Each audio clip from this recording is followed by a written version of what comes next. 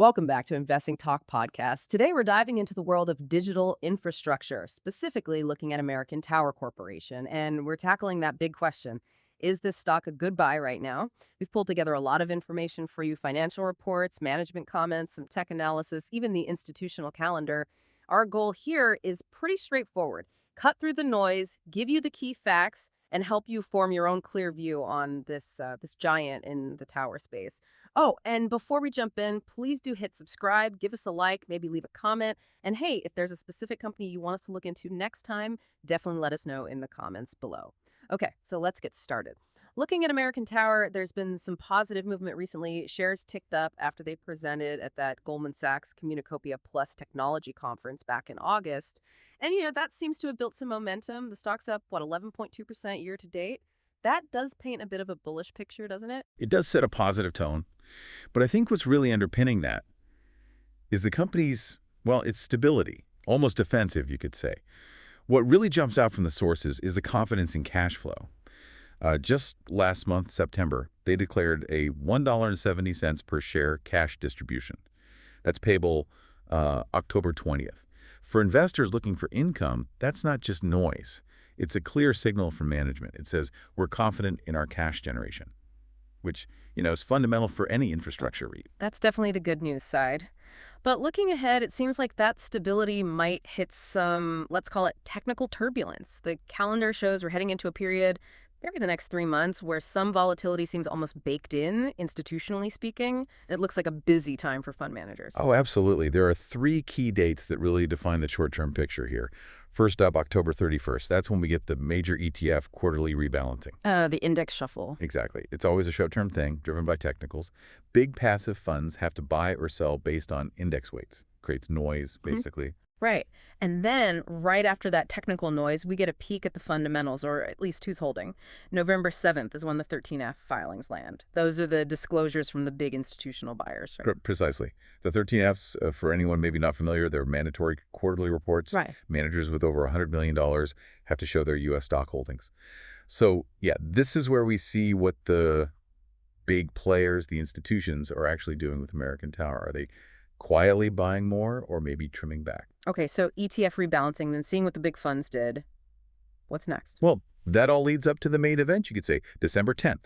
That's the Q3 2025 earnings release. And that's where everyone's focus is going to be. We need to see the revenue growth numbers, obviously.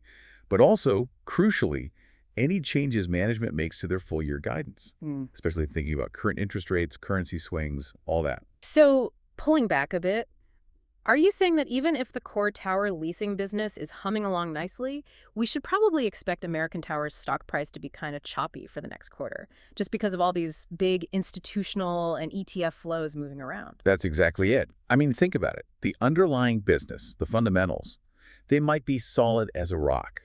But when you have huge amounts of capital, both active managers and passive funds moving around at the same time, driven by indexes, quarterly reports, earnings anticipation, you just hit volatility. Yeah. So yeah, the next 3 months, probably characterized by that technical noise layered on top of what might be pretty stable financial facts. Okay, that makes a lot of sense.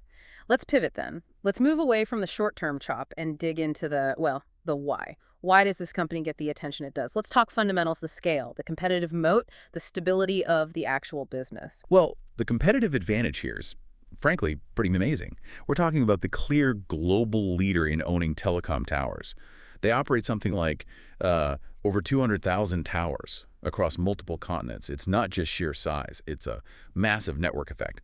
Once a tower is up, trying to duplicate those economics is incredibly difficult, almost impossible. And the business model itself. It's often held up as, a textbook example of a strong competitive moat. It's built on these really long-term master lease agreements. They're often linked to inflation, which is key, and they're with the major wireless carriers, think T-Mobile, Verizon, Vodafone, folks like that. These aren't short-term deals. They lock in revenue for years. And that inflation linkage, it means their finances are better shielded than maybe some other REITs if inflation stays high. It's a powerful hedge. Okay, let's look at the numbers then. That stability needs to show up on the financial statements. It does, though maybe moderately on the growth side. Revenue growth has been steady, running at about a 5% compound annual growth rate over the last 3 years.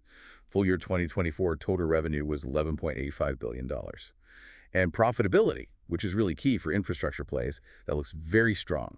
Adjusted EBITDA margin is consistently around 62%. Wow, 62% is high. It is. It's right in line with what you'd expect from a top-tier, historically profitable REITs. Looking ahead, management's guidance for 2025 seems, well, maybe conservative. Forecasting revenue between $12.15 and $12.35 billion suggests steady, continued progress is what they expect. Okay, but we absolutely have to talk about the elephant in the room for REITs, the debt. Because American Tower is built on these physical assets, the leverage is significant. Long-term debt is what, $39.6 billion? That's a big number. It pushes that net debt to adjusted EBITDA ratio to around 4.85 times.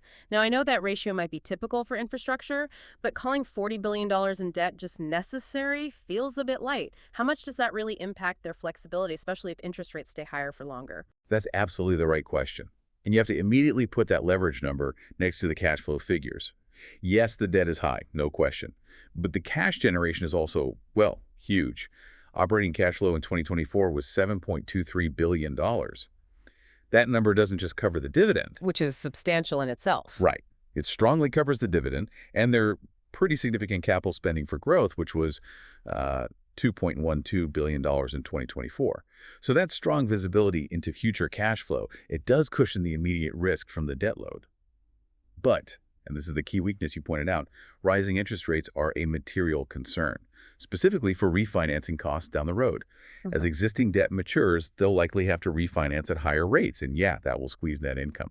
That's the pressure point. Okay, so interest rates are a macro risk. What about risks inherent to their actual business model? What do the sources flag there? There are two big ones that come up consistently, tied directly to how they operate. First, tenant concentration. It's pretty high. The top 3 wireless carriers make up roughly 50% of their total rental revenues. Wow, 50% from just 3 customers. That feels concentrated. It is. It's easily one of the numbers that makes investors a bit nervous. Any big carrier merger or a major contract dispute could have a really sudden magnified impact on revenue. And second, because they operate globally, they face risks from foreign currency swings and, sovereign risk in some emerging markets. That just adds a layer of unpredictability to operations outside the U.S. All right, let's shift gears again. Moving from the hard facts and measurable risks to the rumor mill, the speculation. When facts are scarce, rumors can really drive market action, and it seems like American Tower is kind of a hotbed for that right now. What's the market chatter? What could be influencing those 13F position changes we talked about earlier? We've sort of picked out 4 main themes in the speculation-driving conversations, even if none of it's confirmed yet. First, there's ongoing talk about potential M&A, small, bolt-on international deals maybe, to diversify revenue geographically. Second, and this one's potentially bigger, speculation about spinning off assets or maybe a broader restructuring of the REIT itself, perhaps involving CoreSite, the data center business they bought. Right, the idea being to unlock value of the market isn't currently recognizing. Exactly. Third, we hear whispers, totally unconfirmed, mind you, about major tenants possibly renegotiating contracts, which could change future lease terms. And fourth, there's this broader background noise about private equity maybe quietly building stakes in digital infrastructure generally. That always fuels speculation about potential take-private offers or big institutional pushes for change down the line. Okay, so if we step back from the pure speculation and look at the technical chart, what we see is the price action basically reflecting all this uncertainty. The stock's really in a consolidation phase right now. There's no strong signal of a new uptrend starting, but also no sign of a serious breakdown either. It's been trading in a range, mostly between, say, $186.6 and $199 recently. So if it's stuck in a range, where are the key levels traders are watching? What are the lines in the sand? Technically speaking, the stock is sitting right between a pretty solid support zone, both psychological and historical, around $180 to $185, and a key resistance overhead from about $200 up to maybe $207. And importantly, when you look at momentum indicators, things like the RSI or the MACD, they're pretty much neutral, meaning momentum isn't really pushing hard in either direction right now. The stock seems to be waiting for some kind of catalyst. Could be news, could be those December earnings we mentioned. Interesting. It sounds like the analysts aren't waiting, though. Sentiment from analysts seems, well, still generally positive. The consensus looks like it's mostly buy or accumulate. And their price targets seem to point towards maybe 10-12% upside from here, targeting somewhere in the $210 to $225 range. Yeah, that's broadly correct. So where's that conviction coming from if the technicals are just sitting there neutrally? That conviction is almost entirely pinned on the long-term growth story. Yeah. And it's got a few parts to it. The main driver, the big tailwind, is still that multi-year spending cycle by the wireless carriers. They're still aggressively building out 5G. Plus, there's growth in new private networks for industrial use. All of that means carriers need more space on more towers, period. That demand isn't going away. Okay, 5G rollout continues. What else? Well, the other piece is the strategic angle. They're working on integrating that Coruscant data center acquisition. The whole idea there is to shift their revenue mix over time, maybe by 2026 or so, towards these higher growth edge computing services. It's about transitioning the business, moving from just being a passive landlord leasing tower space to becoming a more active, interconnected digital infrastructure provider. That potential transition, that's what justifies those higher price targets analysts are putting out. Okay, we've covered a lot. The short-term choppiness, the incredible scale of the business, that big debt pile, but also the huge cash flow it generates. The long-term runway with 5G and edge computing. Time to bring it all together. Based on everything we've discussed, all the data points, is now a good time to buy American Tower. Okay, so synthesizing all the sources we looked at, the overall rating comes out at, I'd say, a solid 7.5 out of 10. It's not like we're seeing a massive bargain here, but you're definitely seeing quality. So what's the bottom line thesis? Well, the investment case has clear strengths, right? They're the global leader. The revenue is defensive, recurring, based on long contracts. Cash flow is strong and predictable. The dividends is reliable and growing. Those are big pluses. But you have to weigh those against the weaknesses. Leverage is high and exposed to interest rate hikes. Growth is steady, but it's modest. Not the kind of explosive growth that fuels a short-term momentum trade. And frankly, the stock isn't cheap compared to its REIT peers. It looks fully valued right now. So putting that all together, the recommendation seems pretty clear then. This stock looks much better suited as a long-term core holding, especially for investors focused on income who want exposure to essential, stable infrastructure. Is that fair? I think that's exactly right. This isn't really shaping up as a short-term play based on momentum. The technical chart confirms that.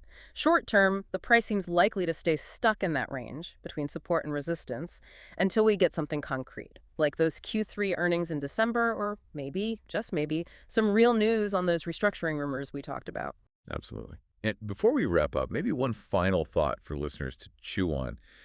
Given all this talk about optimizing the corporate structure, potential asset spin-offs, that whole rumor segment, what underlying value might actually be locked up inside this massive global portfolio that the market isn't fully appreciating right now? I mean, American Tower has immense value just in its component parts. Could unlocking that structural value eventually force the market to re-rate the stock, even if near-term growth maybe disappoints a bit? How might that play out for long-term stability and returns? Something to think about. That's a great question to end on, the potential hidden value within the structure itself. Well, thank you for joining us for this look at American Tower Corporation. We appreciate you tuning in. We'll catch you next time on Investing Talk Podcast.